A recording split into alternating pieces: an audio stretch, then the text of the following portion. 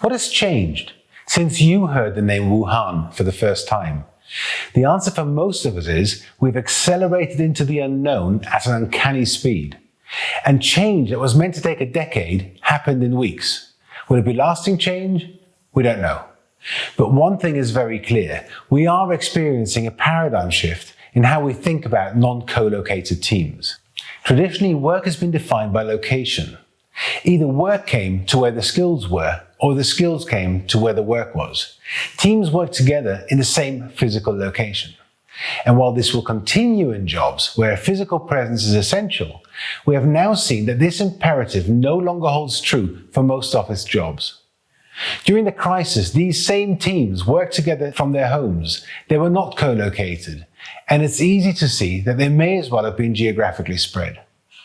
And while work from anywhere, bring your own device, and cloud infrastructures have become more widely adopted even in large corporations, we have now hit an inflection point which has made many skeptics of remote work reconsider. Managers who were unwilling to trust their people to work from home were suddenly forced to, and they realized that actually it works.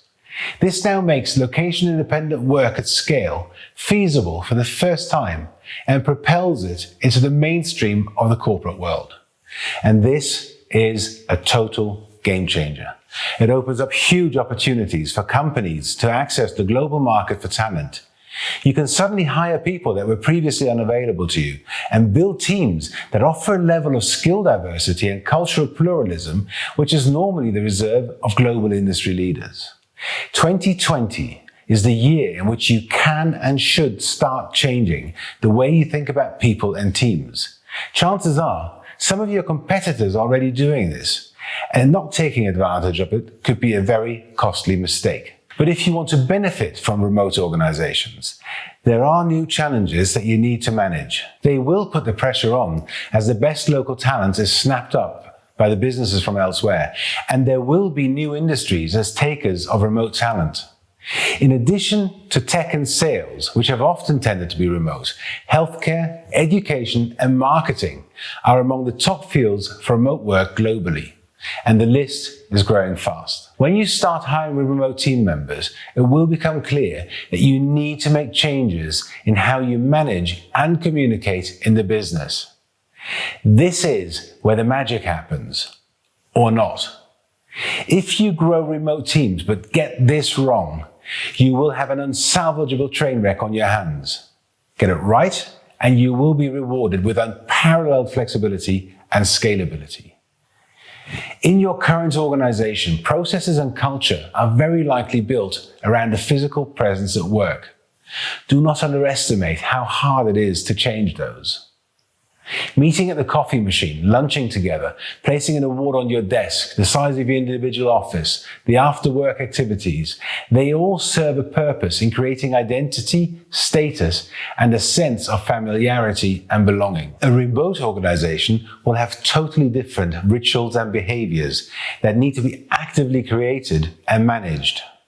Changing from one form of organization to another means that culture needs to be adapted and changed.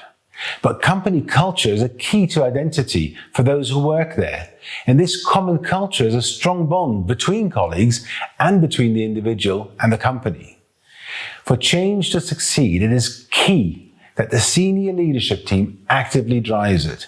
They need to be beacons of culture, setters of rituals, and authentic representatives of a new organization that thrives through geographic diversity and location independence.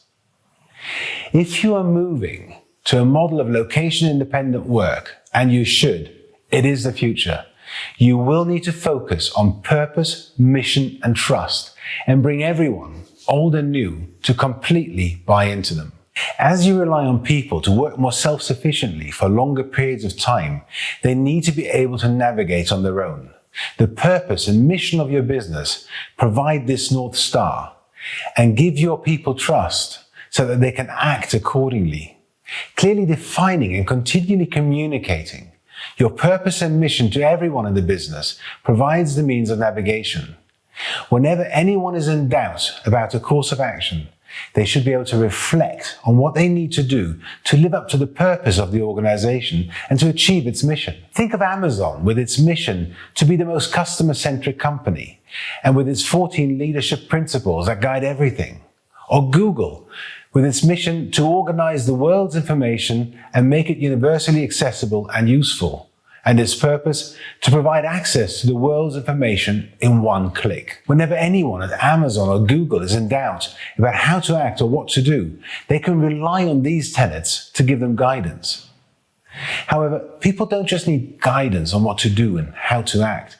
People also want to work together, share success, be recognized for their achievements, and hence you need to find ways to do this in remote settings. Experience shows that economic certainty, appreciation, shared values, and strong identification are key elements in building trust and maintaining a strong bond with remote employees.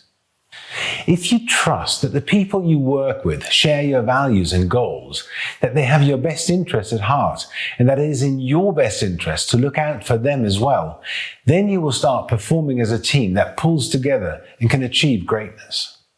Trust also breeds resilience, which will let you weather a storm far easier, making challenging times less fraught with the danger of failing. Being more resilient makes you more successful, which builds more trust that what you are doing is right, making you even more resilient in a virtuous circle. Tribalism, being part of a group that has shared values and is there to help and protect each other, is a big part of what makes companies cohesive and successful. Providing the sense of tribal belonging and specialness to a geographically dispersed workforce is a new skill set which leaders have to learn. In traditional settings, the physical office says a lot about the tribe. In fact, in many industries, the office is actually the star. Location, design, decor, the amount of space, benefits such as food, gym, recreation area, etc., all convey how the company feels about itself and its employees. While in presence-based organizations, the reassertion of trust and identity happens continuously, and small cracks are easily noticed and can quickly be repaired over a coffee or lunch. In remote organizations, these cracks often go unnoticed and can quickly grow, making teams less cohesive and effective and employees less engaged.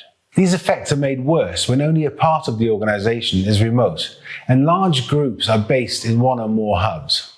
Smaller satellite offices and individual remote workers tend to feel less important, less heard and seen, and less appreciated. At the same time, the larger units usually perceive themselves as being more important, more likely to be right in an argument, and are less likely to actively engage with and seek the opinions of remote workers. So, what should be at the top of your list to make remote organizations work? Try to avoid senior leaders being located in the largest hubs, as this reinforces the idea that these are more important. Having them remote or in smaller hubs reinforces the idea of inclusion. Foster a culture of inclusion by making it normal to bring people together in hybrid meetings when ideas are discussed, problems solved, or conflicts resolved. Just because someone is not on location should not be a reason not to include them. And please ensure that employees are set up to work effectively at home. Don't leave it to chance that they have space, quiet, and good broadband and phone connection. When they start working for you, present them with a professional and well thought out remote office solution that leaves them in no doubt that they are valued, important members of a well-run and professional business. So start building remote teams and harness the power of scalability and also diversity. Remember that you are facing new challenges and that the leadership teams need to be really clear on purpose, mission, and values to quickly build the trust and resilience that form the bond of a winning remote organization. Now, we're at the outset of a journey, and the exact route still needs to be found.